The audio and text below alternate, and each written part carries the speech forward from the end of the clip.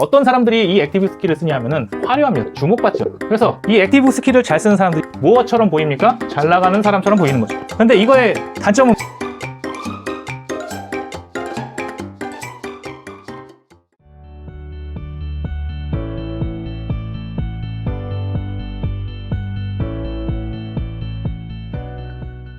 네, 오늘은 한때 잘 나가던 친구들이 왜 안 보이는가에 대해서 고찰해보는 시간을 갖도록 하겠습니다. 잘 나가던 사람이라는 게 어떤 사람이냐, 뭔가를 성취하고 성공하고 인정받던 사람들이 갑자기 어느 날 보면은 안 보이기 시작합니다. 그래서 한때 잘 나갔던 내 친구가 왜 안 보이는가 고찰을 해보겠습니다. 근데 이거를 인간관계에서 보려고 하는 게 아니라 잘 나간다는 건 결국에는 사회에서, 직장에서 인정받는 그런 친구들에 대한 얘기거든요. 그러니까 그렇게 한번 접근을 해보도록 하겠습니다. 회사에서 보면은 능력이라는 게 있습니다. 능력. 이 능력이 두 가지가 있습니다. 하나는 성취를 하는 능력이고, 그 다음에 하나는 역량이라는 게 있습니다.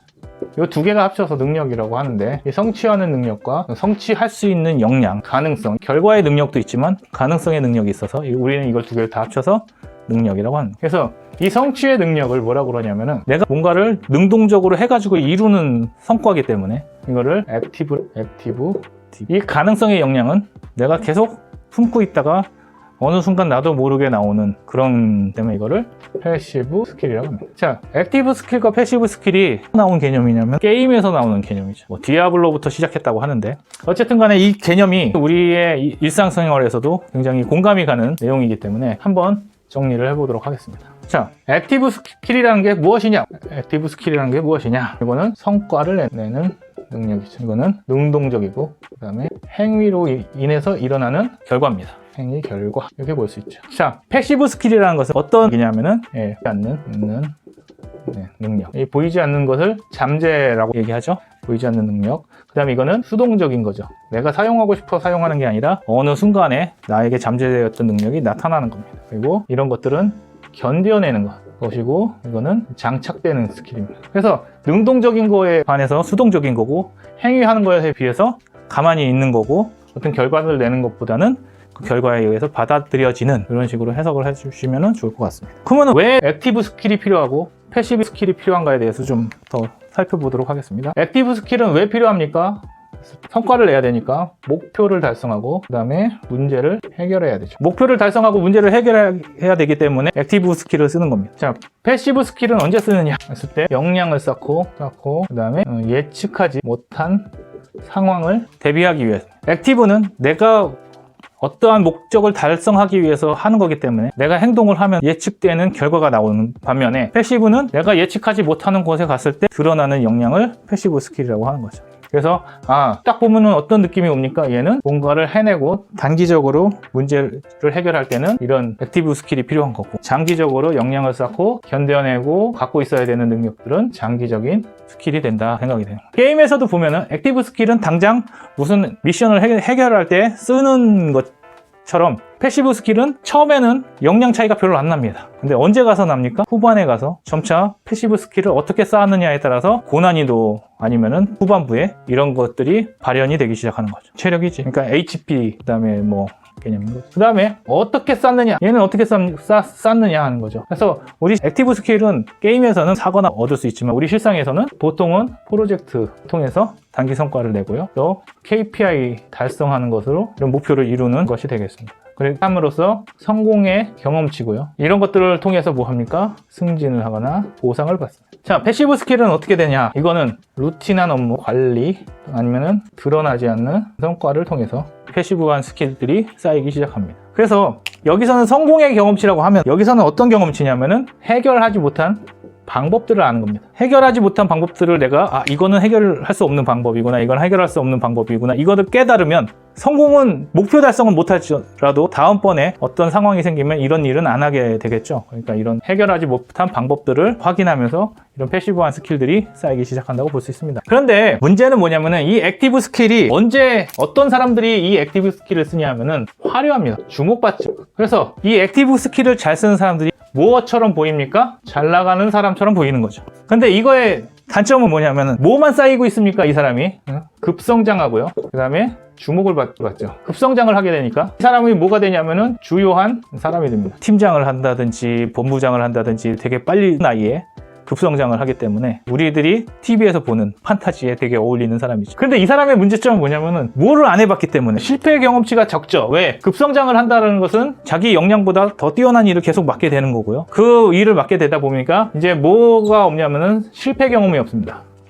성공하고 보통 과장이나 차장이나 부장을 되게 빨리 달게 되는 사람들이죠. 어린 나이에 30대 초반에 성공했네, 40대 초반에 성공했네 하는 사람들은 다 이러한 사람들입니다. 근데 이 사람들이 뭘 맞닥뜨리면, 이 실패를 맞닥뜨리면 어찌 해야 될지를 모르는 거죠. 그러니까 어떻게 됩니까? 안 보이게 돼요. 뭐는 있는데, 예전에는 화려했는데 지금은 이 실패를 맞이하면서 어떻게 됩니까? 급초라해집니다. 급초라함. 이거를 견딜 수가 없는 거죠. 이걸 견디지 못하니까 이제 어떻게 됩니까? 안 보이기 시작합니다. 그런데 패시브 스킬이 강한 사람들은 어떤 사람들이냐? 승진이 굉장히 늦고요. 뭘 하기 때문에? 보이지 않아요.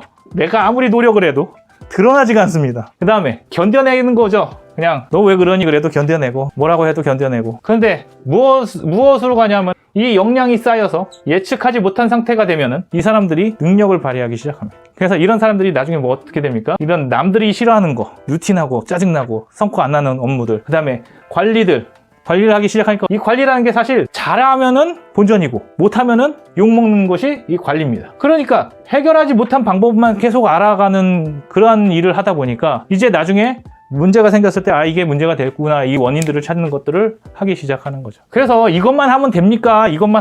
가르는 게 아니라 우리는 액티브한 스킬을 가져가면서도 패시브한 스킬들도 같이 가져가야 되는 겁니다. 그런데 왜 우리는 액티브한 스킬에만 신경을 쓰느냐? 누구 때문일까요? 이것은 오너 때문입니다. 경영자들이 무엇을 원합니까? 단기 성과를 원하기 시작합니다. 단기 성과를 원하기 시작하면 누구를 원해요? 이런 액티브 스킬을 써서 지금의 문제들을 해결하는 사람을 원하지, 장기적인 문제들을 관리하고 루틴한 업무를 해결하는 사람들을 원하지 않습니다.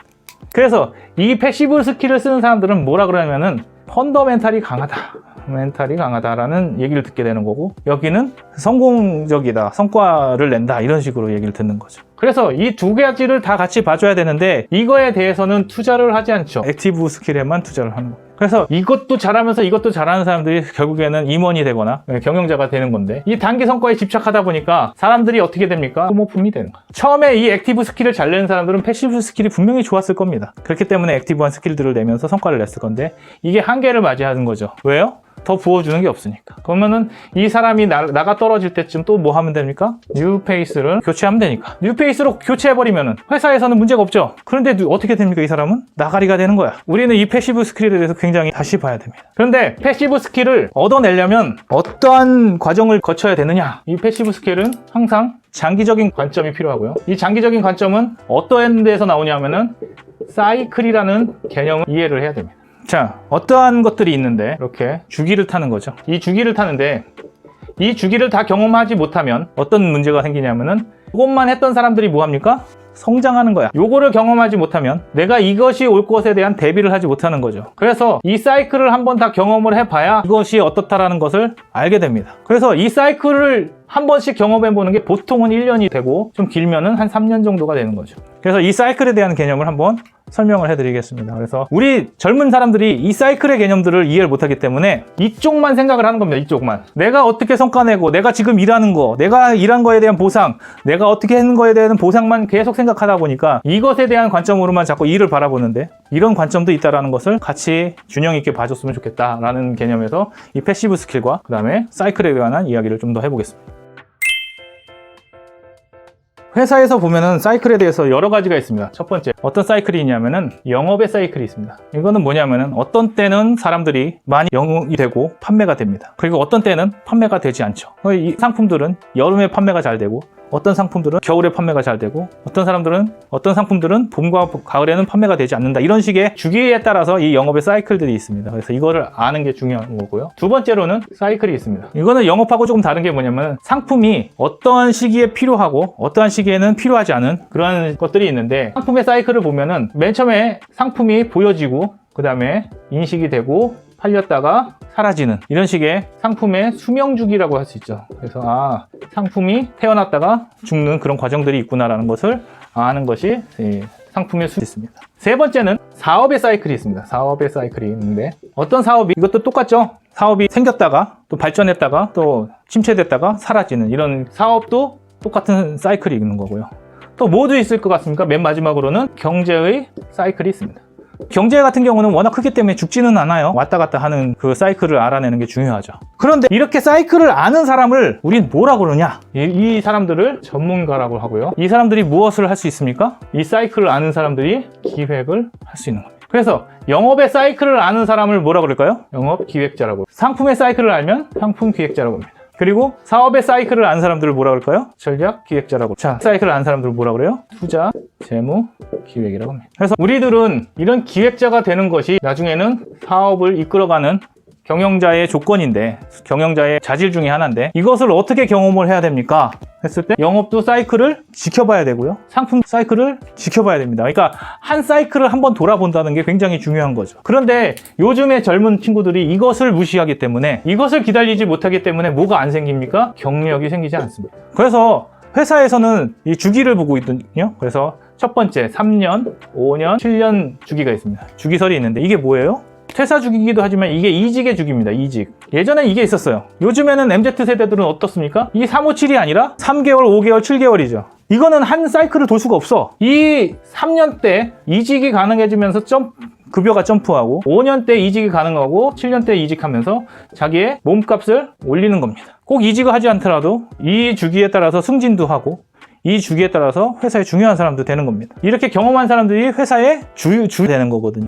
핵심 인재라고 하죠. 이런 사이클을 경험했던 이 사람들을 뭐라 그러냐면 전문가고요. 이 전문가가 핵심 인재가 되는 겁니다. 회사에서도 뭐를 하기 위해서 계속 사람을 키워요? 이런 사이클을 경험한 전문가들이 회사에 남아있기를 원하는 거죠. 그렇게 하기 위해서 이 핵심 인력이 됐을 때 이 핵심 인력을 빼앗기지 않기 위해서 급여도 올려주고, 그 다음에 복지도 높여주는 겁니다. 3개월, 5개월, 7개월 가지고는 워라밸을 달성할 수가 없어요. 경력도 없고 존중받을 수가 없는 사람에게 라이프란 없습니다. 그래서 우리가 어떤 사이클을 경험을 해볼 것이냐에 따라서 나의 영역이 늘어나는 겁니다. 영업 기획을 하게 되면은 영업 관한 전문가가 될 수 있고, 그 다음에 상품 기획을 하게 되면 상품에 대한 전문가가 될 수 있고요. 전략 기획을 하게 되면 사업의 전문가가 될 수 있는 거죠. 우리가 투자를 하려면 어디까지 가야 됩니까? 얼마큼 끌어와서 어떻게 경제가 선순환될 때 어떻게 투자하고, 악순환될 때는 어떻게 빠져나오고, 이런 결정들을 할 수 있는 겁니다. 그래서 지금까지 말씀을 드렸지만 우리가 패시브라는 것들은 시간이 필요한 거고요. 누적되는 축적되는 경험치가 필요한 겁니다. 그래서 지금 우리 사회가 이런 경험된 축적지를 너무 빨리 버리죠. 왜냐하면 유튜브만 봐도 다 나와 있는 것 같고, SNS만 봐도 다 정보를 얻는 것 같고,